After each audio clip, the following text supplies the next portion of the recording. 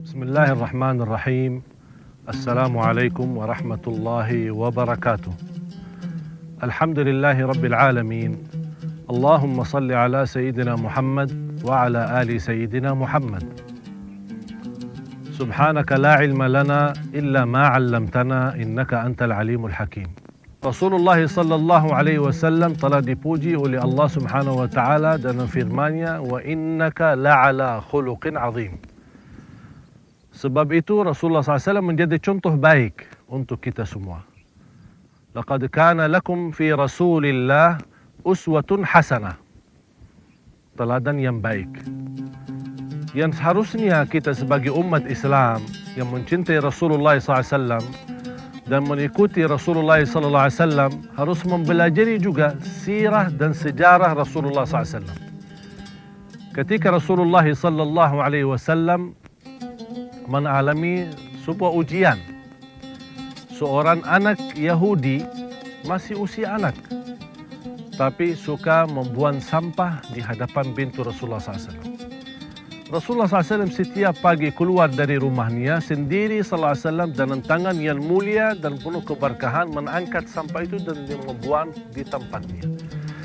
Dan Rasulullah SAW tidak pernah sakit hati atau niat balas dendam.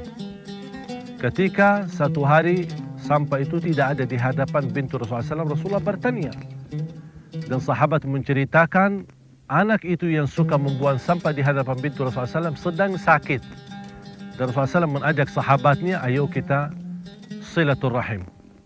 Ketika Rasulullah SAW masuk ke rumahnya, melihat keadaan anak Yahudi sedang sakit, Rasulullah SAW tidak pernah membahas masalah buangan sampah.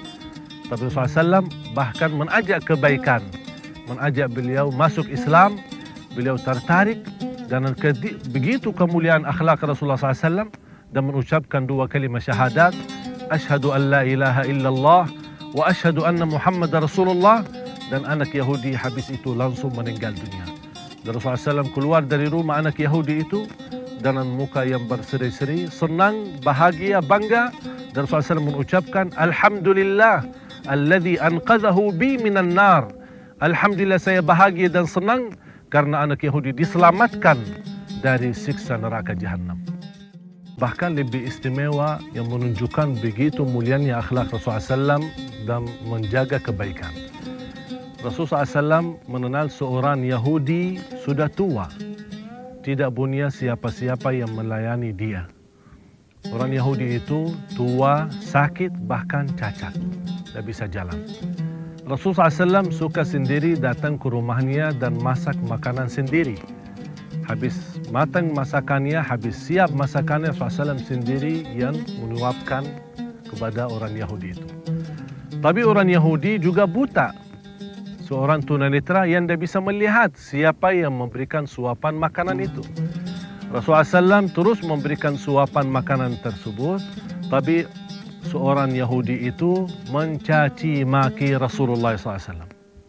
Tapi Rasulullah SAW menghadapi hal itu dengan sabar dan terus memberikan suapan makanan lebih istimewa. Ini menunjukkan akhlaknya Rasulullah SAW.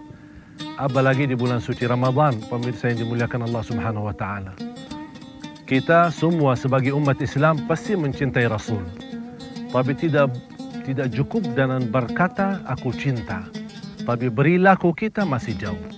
Rasulullah SAW mengajarkan kita menjaga kebaikan, imatatul adza 'anit tariqi sadaqah. Apapun benda yang terletak di jalan, mengganggu orang lain, mengganggu orang lewat, kalau kita bisa geserkan, pindahkan ke tempatnya atau dijauhkan dari jalannya, itu dihitung sebagai sedekah. Senyum sebagai sedekah. Mengucapkan salam dan memberikan tanda kebaikan itu merupakan sedekah. Subhanallah, walhamdulillah, wa la ilaha illallah, wallahu akbar. Ini semua ucapan yang termasuk juga sedekah. Bahkan ada satu cerita yang membuat seorang raja dari At-Taif masuk Islam sebab kebaikan yang kita barangkali nampaknya sederhana, hal kecil. Tapi orang raja itu melihat perilaku Rasulullah SAW sangat istimewa dan tidak mungkin dilakukan oleh seorang biasa. Ketika Rasulullah SAW berjalan di padang pasir di musim panas, ada seorang ibu cukup usia datang kepada Rasulullah SAW dan ingin menyampaikan hajat. Tapi Rasulullah SAW tidak menunda untuk mendengar hajat seorang ibu. Disitulah kedengaran Rasulullah SAW dan perhatian sepenuhnya Rasulullah SAW kepada seorang ibu yang miskin, yang tidak punya kenalan siapa-siapa, membuat seorang raja At-Taif tertarik dan mengucapkan kalimat syahadat, Asyhadu an la ilaha illallah wa asyhadu anna Muhammadar Rasulullah.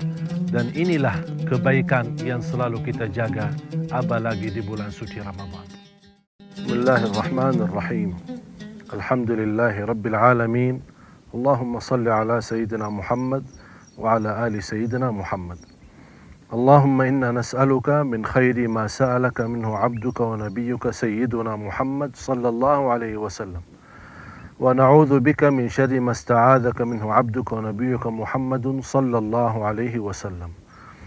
Allahumma hdina li ahsanil akhlaq wal aqwal wal a'mal la yahdi li ahsaniha illa ant. Wasrif 'anna sayyi'aha la yasrifu 'anna sayyi'aha illa ant.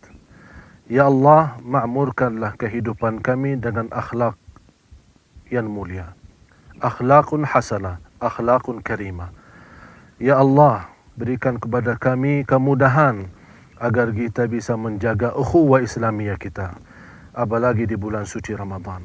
Birahmatika ya arhamar rahimin. Walhamdulillahi Rabbil Alamin.